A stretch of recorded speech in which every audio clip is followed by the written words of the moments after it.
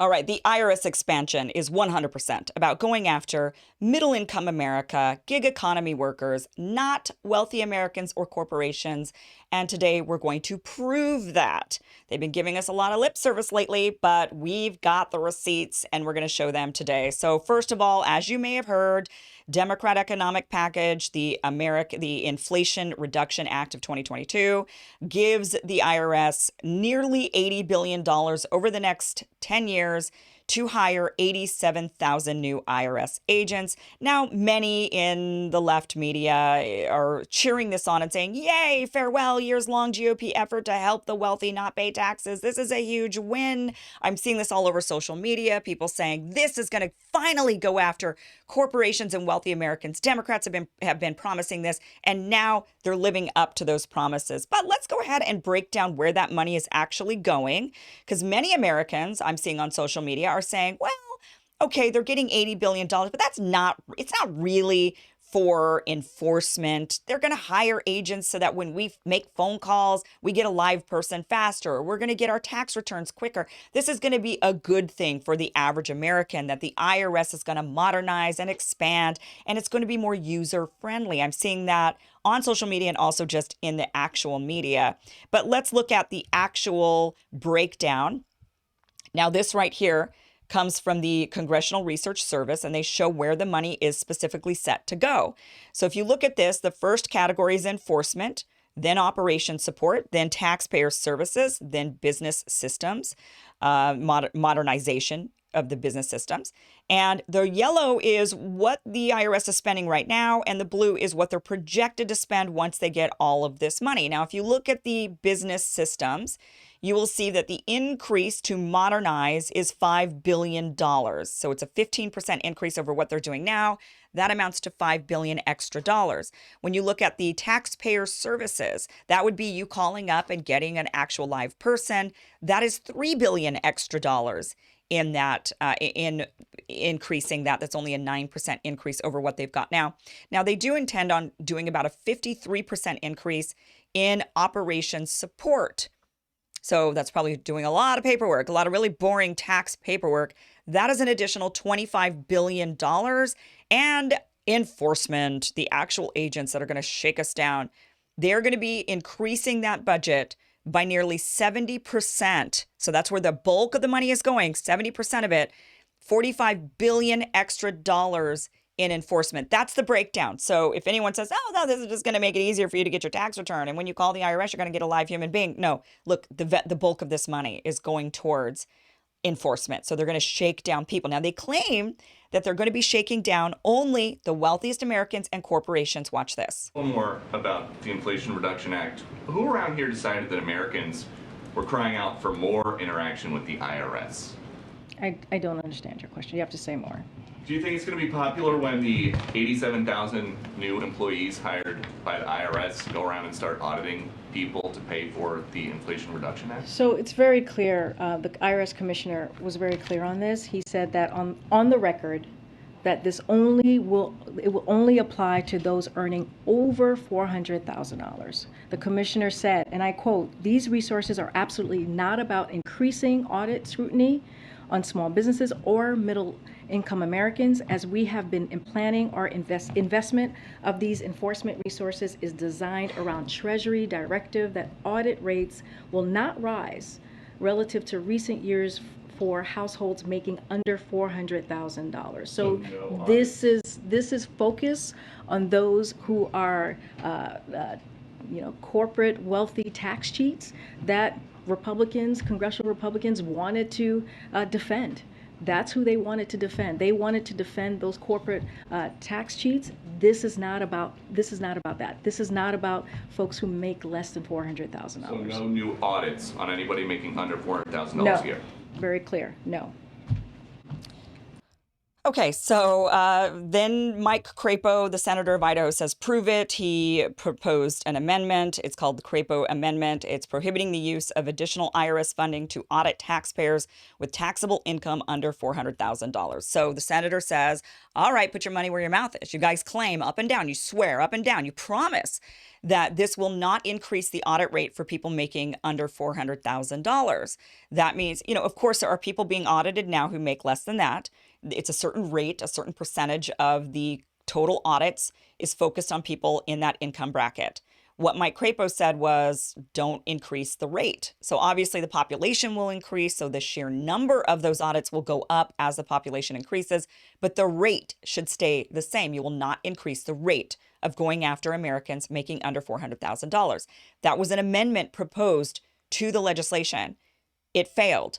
Democrats, every single one of them voted against that amendment, and every Republican voted for it. So you've now got Democrats swearing to us, promising in these press conferences and in their social media accounts, promising us that this will not be going after Americans making under 400 grand, but instead only going after wealthy Americans and corporations. Senator Mike Crapo says, put your money where your mouth is. And they said, okay, no, we don't want to promise. We don't want to really promise. We're just going to give lip service to the American people. But then when it comes down to actually promising it in writing, forget it. We don't want to do that. So it failed. Now, here's the bottom line. The reason why this money will obviously, and all of these 87,000 new agents will obviously be targeting the gig economy, middle-class America, is because wealthy Americans and corporations have teams of tax attorneys, accountants, wealth management.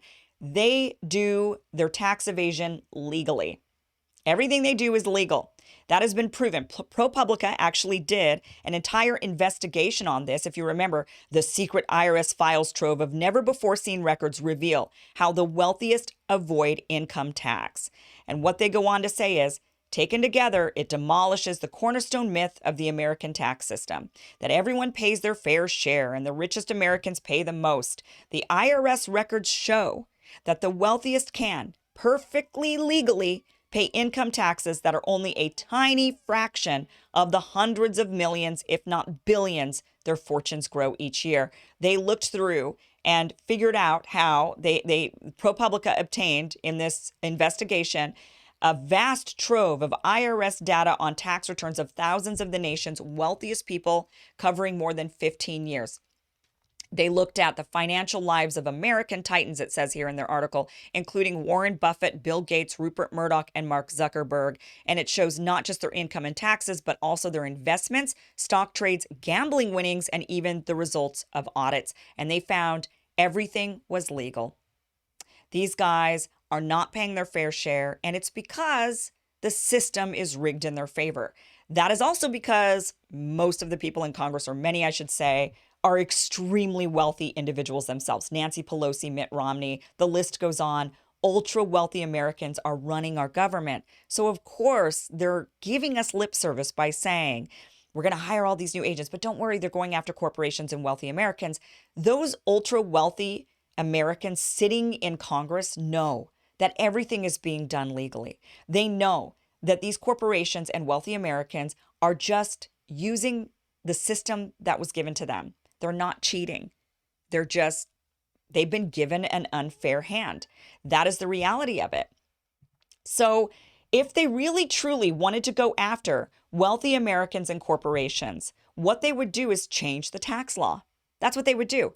They wouldn't start going and shaking down average Americans in the gig economy. And they've already shown us their hand, right? We've already seen that this is actually about going after the gig economy. If you remember when the IRS, when Democrats and Janet Yellen were pushing for banks to have to report transactions, bank accounts that had more than $600 in annual transactions. So if you have a bank account sitting there and it gets more than $600 going through it throughout the entire year, then that needed to be reported to the IRS. $600, that is not targeting billionaires and multi-mega millionaires and corporations. That's targeting the Uber driver or the person who's going around on the side, got a side hustle doing a variety of services for Americans. that is who that targets. So they've already shown their hand that they're looking to go after small dollar amounts, not major corporations or wealthy corporations. And yet Janet Yellen, of course, tries to say otherwise. You want banks to report transactions of $600 or more. That's what the IRS wants.